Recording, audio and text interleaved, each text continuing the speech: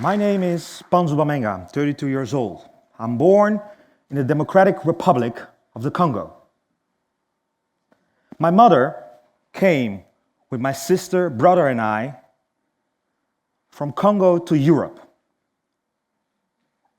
My sister stayed in France. My brother, mother, and I, we came together here in the Netherlands. My mother applied for asylum. And we were residing in the asylum-seeker reception center. It was 1994. I was 8.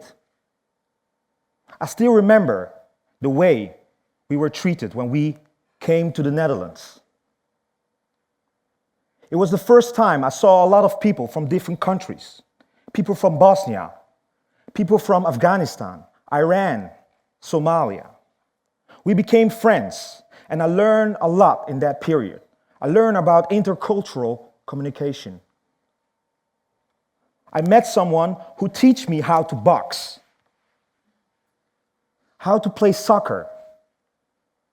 And the volunteers there, they teach me how to play basketball.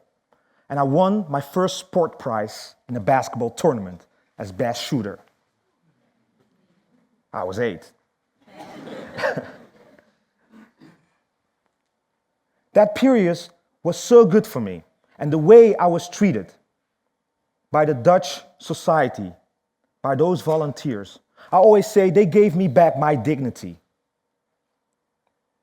They gave me a future by teaching me the Dutch language and teaching me English. What they actually did is they saw my talent. They gave me an opportunity. They removed the obstacles and they provided for me a platform where I could shine and flourish. A few years later, I came to an apartment nearby here, a place called Eindhoven. And it took some years before we had a decision on the asylum-seeker application we did here. The decision was a negative. We didn't expect it. And I remember that moment because I was 11. And I saw my mother. She was very sad. She was in tears with the letter in her hands. And as an 11-year-old kid, it had a lot of impact for me because I never saw my mother like that before. And I felt that I needed to protect her. I needed to protect us. And from that moment, I started reflecting, what can I do? I started reflecting about my life. How was it so far? What have I seen so far? I've seen degrading treatments. I've seen diseases. I've seen inequality, poverty. I've seen restrictions in movement and in right. And I thought I should do everything which is possible to change that situation.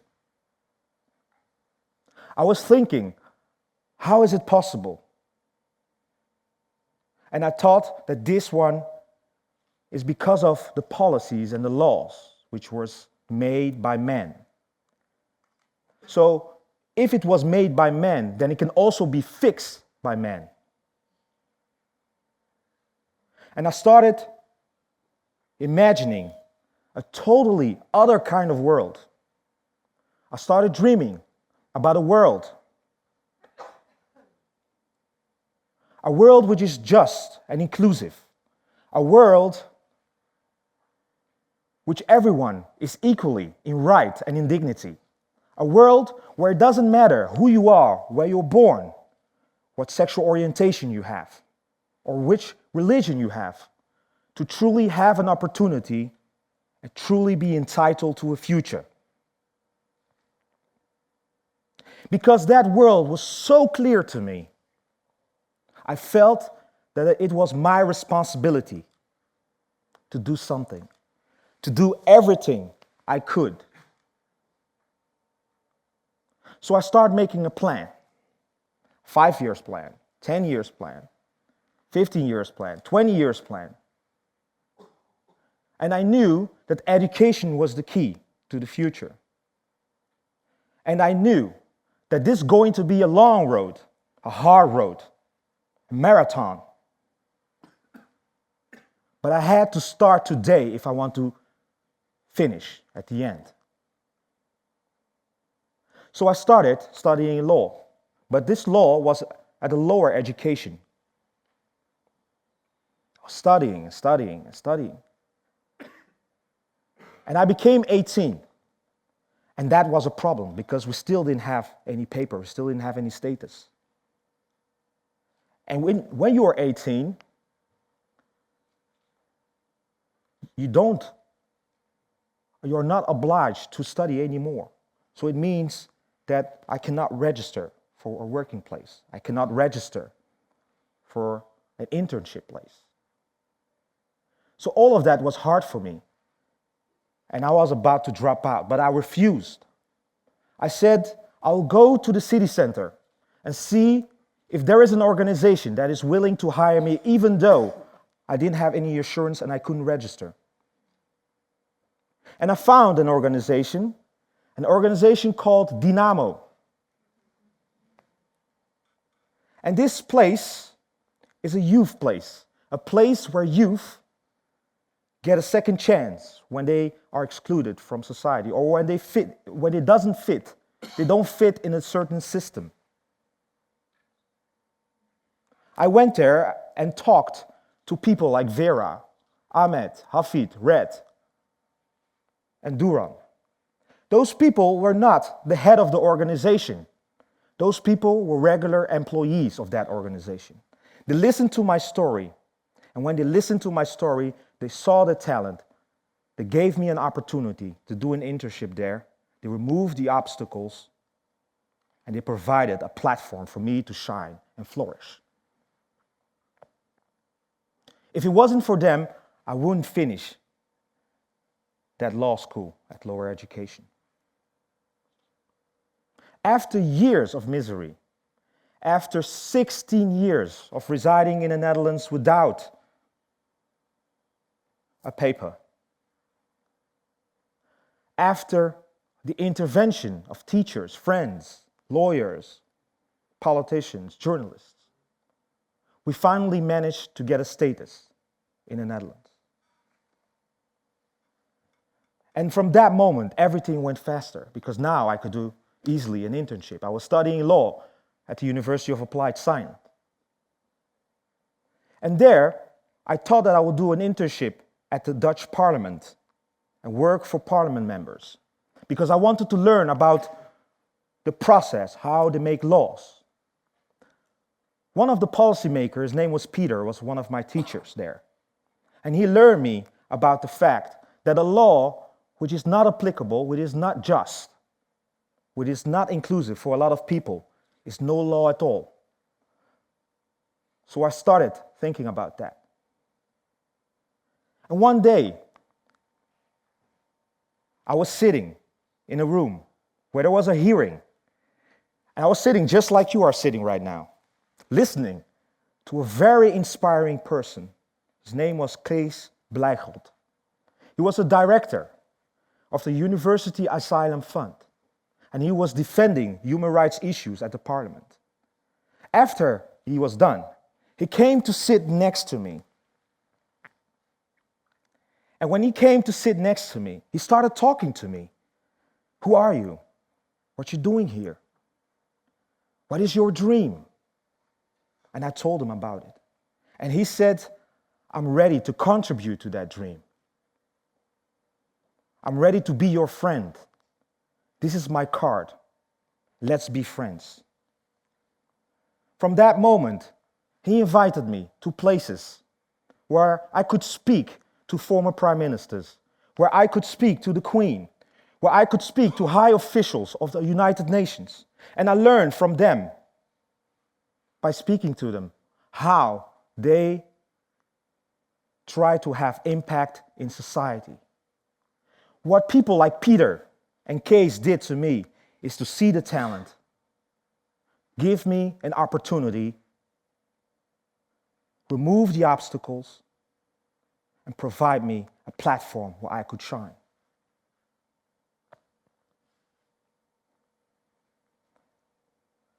Well, after all this time, I finally had my law degree. I was happy. And people were also happy for me because they knew my life. And they said, Pan, you should focus on yourself. Now you have your law degree, just go for a big firm. You can make lots of money with your brains. Everything will be okay. And you don't have to save the world. It's not your responsibility. And I started thinking about it because there were a lot of people telling me this. It's not your responsibility to save the world. I started thinking about it. And when I was organizing a party, because I wanted to celebrate that I finally have a diploma, I was organizing a party and lots of friends and family came.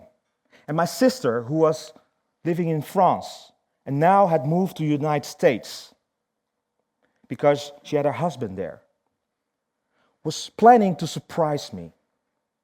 When she was on her way to me, to the Netherlands, she sent me a text message because she wanted to surprise me. So she told me that she won't be there.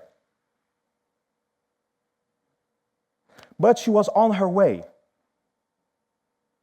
And when she got to the border in the United States, she got arrested for no clear reasons.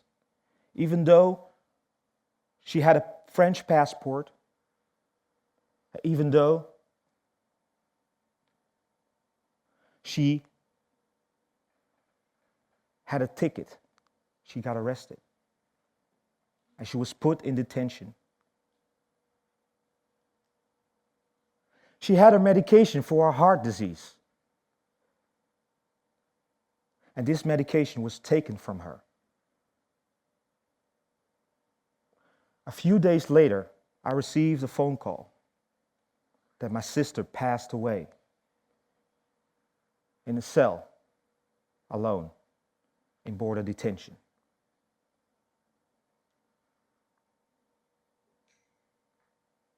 A lot of ideas went through my mind at that moment. I felt a tremendous energy through my body. Shall I reach for revenge? Shall I use all of my talents to destroy those people who treated her in a degrading manner? Those people who made her suffer. Those people who led her to her death. Just at that moment, I thought about her last message she sent me. She said, I won't be able to make it, but I want you to know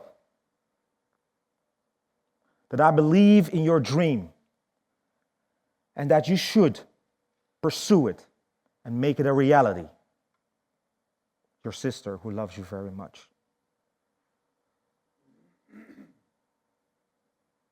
This happening was the answer. The answer to the question which all those people asked me. Is it my responsibility to save the world? No. It's not only my responsibility to save the world, it is also your responsibility to try to save the world. It is our responsibility to try to save the world. Not only for ourselves, but also for the future generations. I remember what Martin Luther King once said. Injustice anywhere is injustice everywhere. And the fact that we are all connected. If there is one person in the other side of the world who's suffering, we should feel responsible for that. And I believe we have to do something. I try to apply everything that I can by becoming a jurist and try to help people individually, by becoming an activist, I co-founded a movement called Incleaders, Inclusion Leaders Network.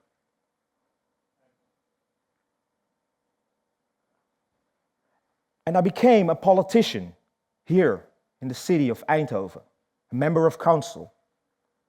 This beautiful city, which we call the smartest region of the world, the economic wonder of the Netherlands, the place where we make the future, not only for ourselves, but also for others. This place is where I became a politician. In 2014, we had an issue. There was a refugee crisis. And a lot of you know the society was polarized. There are people who are welcoming refugees and people who are not welcoming refugees. What I try to do is try to apply everything I've learned. I try to explain to the people what I experienced and why I'm standing here. Because people saw my talent, because people gave me an opportunity, removed the obstacles, and they gave me a platform. And if you do the same to those refugees who are coming here, they will flourish, they will shine. And at the council, we manage to build bridges between those two people. And to me, my friends, this is the best example of a democracy. As I'm ending my talk, I want you to close your eyes. Please, close your eyes. And imagine this. Imagine a world which is just and inclusive. A world where every human being is equal in right and in dignity. A world where the potentials of people is fully used. A world where it doesn't matter who you are, where you're born,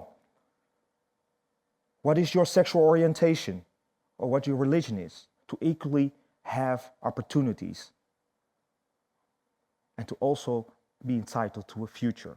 A world where illegal persons don't exist. A world where there's no poverty and where diseases such as cancer can be healed. Now open your eyes. I would like to know who of you would like to live in such a world which you've seen. I would like to see the hands. All of you. And I believe if we combine our strength together, that we can make that world. I believe we can create that world. If we start to be inclusive persons, if we start to be Incleaders, and try to apply the principles of being an inclusive person, which is see the talent, give opportunities, remove obstacles, and provide for a shelter, for a place, so another can flourish. And I want you at least find 5 people and do the same, like, for instance, Case did to me. 5 strangers, talk to them and see their talent. Try to see their talent. Try to see how you can give them an opportunity, remove their obstacles, and how you can make sure that they get a platform so they can flourish. And you don't need to be a director or someone high official. You could be a regular person, like Case, or Peter, or Ahmed, or Red, or Duran did to me. And if we do so, I do believe together we can reach a just and inclusive society. I guarantee we can do that. I had a lot of light bulb moments in my life. I hope today will be one light bulb moment for you. Thank you.